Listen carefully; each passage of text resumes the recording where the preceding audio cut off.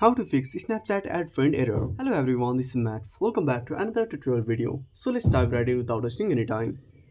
First of all, open up your Play Store, tap on the search icon and search for Snapchat. Now make sure to update to the latest version. Now after updating, go back to your home screen and open up settings. Now scroll down, tap on apps, tap on app management and search for Snapchat.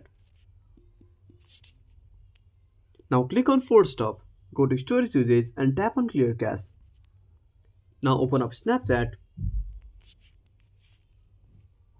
Now tap on your profile.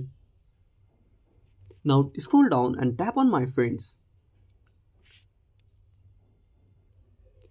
Now if you have more than 2500 friends, you might need to remove them because Snapchat only allows 2500 friends limit. So that's it. Thanks for watching. Make sure to subscribe our channel and hit the bell icon. See you in the next video.